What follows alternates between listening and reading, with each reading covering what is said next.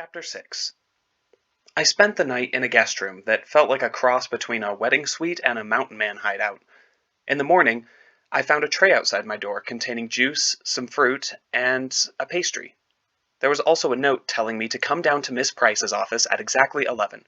I was on time because that's the kind of guy I am. The first thing Mrs. Price had me do once she finished ignoring me for 20 minutes was call my mother. I didn't love the idea of her being summoned to Camp David, but I supposed it was a step up from being called to the principal's office. When I spoke to her, I swore that everything was fine, better than fine, and that I really had been given an incredible opportunity. Then, Miss Price took the phone and told her a car was already on its way and she should be ready in an hour. Then she hung up on my mother. "I suppose you'll want to meet the other children," she said. "What, they're here?" She nodded. "The participating nations agreed that a single location was preferable to having alien craft zipping all over the planet. Everyone was flown in on conventional aircraft last night. They'll head up to the ship later today, and you'll join them once your affairs are settled." "Then, sure," I said. "That would be great." She led me through a series of hallways and into what looked like a high-level meeting room. There was a long wooden table, and on one wall were multiple video screens of the sort that would allow a president to keep an eye on wars as they unfold. Inside, I also saw the other kids from the slideshow. Charles Dujanga and Park Mi-sun were both sitting at a table reading through thick binders. Charles wore khaki pants, a white, short-sleeved dress shirt, and a tie. Taekwondo Girl wore jeans and a long-sleeved patterned shirt. Her hair was cut short, and though she had seemed pretty in the picture I'd seen, her scowl made her appear a little intimidating. They both looked up when I stepped into the room, Charles grinning broadly. Then I saw Nyana Jawat. She wore dark jeans and a green and gold shirt that looked like material for a sari, with a matching scarf around her neck. Her hair was long and a little wild, falling into her eyes. I was also impressed by the fact that she was sitting in a chair, legs pulled up under her, reading a paperback copy of The Hitchhiker's Guide to the Galaxy. I wanted to talk to her at once, but Charles was up and out of his chair, pumping my hand. "You must be Ezekiel Reynolds," he said. His voice had a clipped and precise accent. "I am Charles Dujanga, and I am pleased to meet you." "Zeke," I said. "Great to meet you too." Park Mi-sun looked up from her reading and gave a brief nod. "Hey," she said. "Hey," I answered, to show I could be unenthusiastic too if I wanted. Charles interrupted our brilliant exchange. "This is truly the most amazing thing, don't you agree? There's so much to do, papers to sign and meetings to arrange, that it is easy to forget we have met a being from another world, and we shall soon meet many more." "Dude," I said, "totally." He was more articulate than I was, but I appreciated that he was having the same trouble I was getting my head around it. "What's in those binders you guys have?" I asked. "They are our individual government's directives," he said. "You will not need one because a member of your government travels with you. I understand you are to follow us tomorrow?" I nodded, assuming I can get my mother to agree to let me go. "I cannot imagine she would object to you having this incredible experience." I hadn't met a lot of people who spoke with exclamation marks, but he was one of them. "Yeah," I said, but I knew he could probably not imagine she had ALS either. "I hope you will excuse me." He gestured towards his binder. "I must demonstrate my understanding of my government's policy before I am cleared to depart." "Sure," I said, heading over towards Nyana. Unlike the South Korean girl, she did not seem to have a Do Not Disturb sign swinging from her psychic doorknob. As I approached, she held up the book and met my gaze. "Have you read this?" she asked.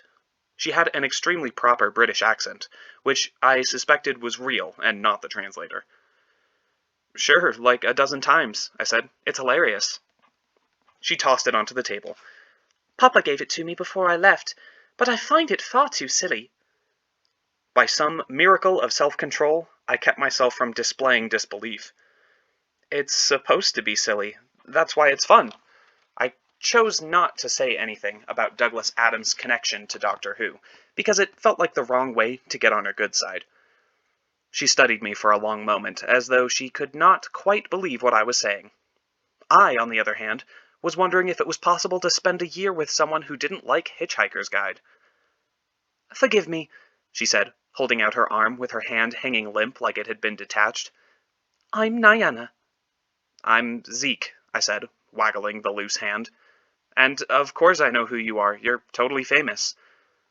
"Oh, please," she said with a dismissive wave of the hand. "You've never heard of me. Or do you follow chess?" "Not religiously or anything," I said. "I don't, watch the chess network or whatever, but everyone knows about how you beat Magnus Carlsen last year. I figured I had it. I might as well use it." That was pretty sweet. "It's fine when people admire me for my skill at the game," she assured me, and what a relief it was to learn that she was okay with my admiration. "That doesn't bother me in the least, but all the reporters and cameras and magazine spreads become a bit of a bore very quickly. I suppose if I were just a plain Jane they wouldn't have cared, but they were all agog to stare at the beautiful chess genius." She shook her head sadly. "It's nothing but foolishness." "Yeah, foolishness," I agreed. "For fools. And morons." She was now squinting. I was starting to think I might have made a better impression, but I was also starting to think it was possible to be beautiful, and a chess genius, and kind of an unpleasant person. "Would you be a dear and fetch me a sparkling water?" She gestured towards a sideboard about 15 feet away, where drinks and snacks had been set up. "I'm terribly thirsty." I wanted to tell her she could go fetch her own sparkling water, but I thought that there were only 4 of us, and antagonizing a third of my companions for the next year might be a bad move. She was almost certainly testing me, seeing if I would volunteer to be her servant when we left Earth. I didn't particularly want to be her personal butler, but I also didn't want to do anything to make her dislike me. My spidey sense told me she could put on a pretty fierce dislike. I fetched her the water, and Park Mi-sun scowled at me as I did it. She clearly didn't think much of my butlering, so I guess I had to make sure I won Niana over. The idea of both of them hating me before we even left Earth was completely depressing. When I came over, with a bottle and a glass, she let out a world-weary sigh. "No lime?" I didn't see any. She pressed her lips together and cocked her head. "Might I trouble you to ask for some?" Like an idiot, I did ask. And Agent McTeague, a guy who under other circumstances was supposed to take a bullet for the president, ended up both fetching limes and thinking I was the lame-o who wanted them. When I finally had the drink prepared for Niana, she gestured to a little table next to where she sat. "Right there is fine," she said, and picked up her binder. I sat there in the room with the 3 of them reading their binders, and after 5 minutes I wanted to throw myself out the window. Then Mrs. Price stepped into the room and told me she wanted a word. We sat in a couple of chairs outside the meeting room. Mrs. Price folded her hands and looked at me the way I'd once seen my mom look at a mouse she'd discovered in our kitchen, when she couldn't decide if she should chase it out of the house or crush it with a broom. Maybe that was a bad analogy, because Miss Price seemed pretty solidly on the mouse-crushing camp. "I want to talk to you about certain problems you may face once you leave Earth." "If I leave Earth," I said. "My mother hasn't agreed to anything." "She'll agree," Mrs. Price said, flicking her fingers impatiently. "Your mother won't forbid you from helping all of humanity because she doesn't want to miss out on a year of baking cookies and tucking you in for night-night kisses." "Do you have children?" I asked. She scowled. "What do you think?" "I think you haven't been around this many people under 18 since you graduated from high school." "Correct." "I'll try not to get on your nerves," I told her, giving her my best smile. It was more polite than saying, "You are both intense and super scary." She sighed. "I wish we had better material to work with, but you're what we've got." "Thanks," I said. I packed up the smile and put it away. "I've read your school records. You seem to get in a lot of trouble." "I never caused those incidents," I told her, hating how defensive I sounded. She flicked an indifferent hand upward. She could not trouble herself to care. The President exerted a lot of influence to make certain the United States provided the adult permitted to accompany the delegation. We had to promise all kinds of beneficial trade deals with India and South Korea, and offer a great deal of aid to Uganda. Welcome aboard, I offered. Her facial tic suggested I was, once again, too slow to get the point. It's also worth pointing out that the other species are not sending any sort of chaperone. Only Earth. Why? Because the other species didn't think to ask, Mrs. Price said. And that is my point. Dr. Roop has allowed me to review certain data about the Confederation in advance of our departure, and I find some things both interesting and troubling. More than 80% of the member species evolved from herbivores. Almost none of the species eat primarily meat, and most of those that are omnivores eat mostly insects or other small, harmless creatures. What are you telling me? That I should order a hamburger before I go? She sighed at my failure to understand her point. Do you know what the symbol of the Confederation is? It's a gas giant, like Jupiter. Do you know why? I took a moment to consider what I knew about planets of that sort. Maybe there's a gas giant in the outer solar system of every inhabited planet? I proposed. She squinted at me, maybe impressed, maybe suspicious. How could you know that? I'm into this stuff, I said. Gas giants are supposed to be a possible precondition for intelligent life. The gravity pulls big stuff into the planet's orbit.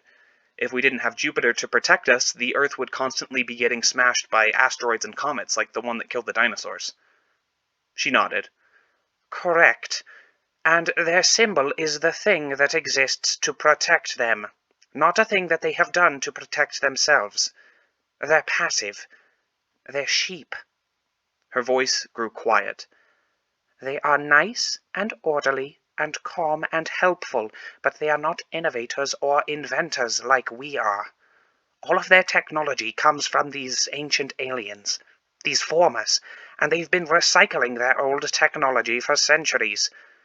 They have very little crime and even less violent crime, not because they've solved these problems, but because they never had them in the first place. I don't know why they asked us to apply. We are much more aggressive than most member species. So my point is that you are going to be on your best behavior. I'm less worried about your average intellect and lack of useful skills than I am about your adolescent rebelliousness. You need to keep it in check.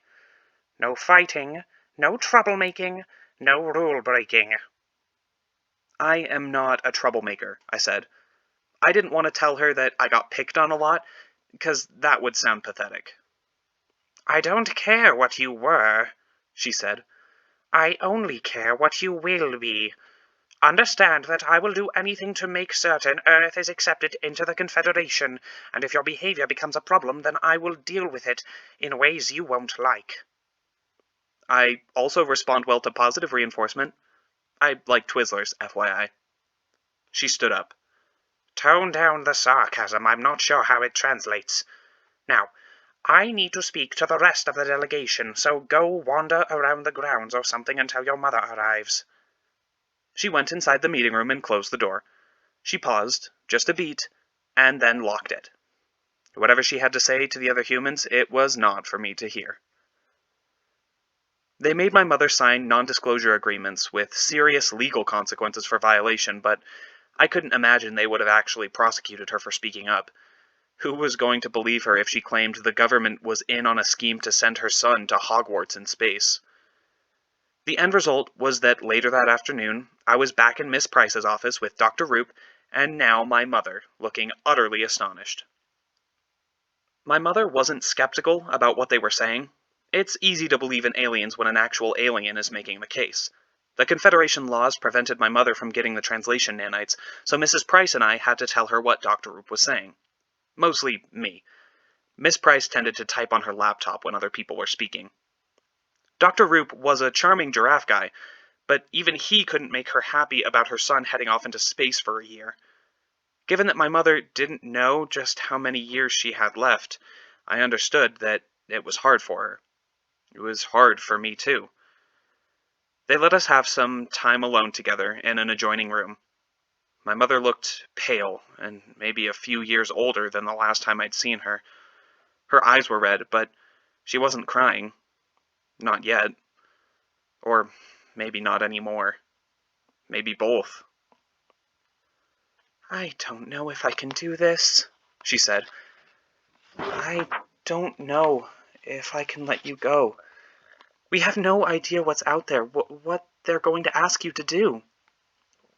"They said it'll be safe," I told her, not liking the whiny tone of my voice. "They say that, but how do we know?" She shook her head. "We don't." Was my mother really going to refuse to let me do this? It wasn't like her to hold me back. She always encouraged me to take risks. But this was a whole new order of risks. And for her, the stakes were high. She stood up. "I'm going home. I need to think." "They want an answer soon, Mom." "I understand that," she said quietly. "But I can't figure anything out knowing that the giraffe man in the next room is waiting for my answer. I need to come to terms with this." "When do you think you'll decide?" I asked. "I don't know," she snapped. And then she hugged me tight, and I felt her tears against my neck. "I don't know," she said, much more quietly. Then she left.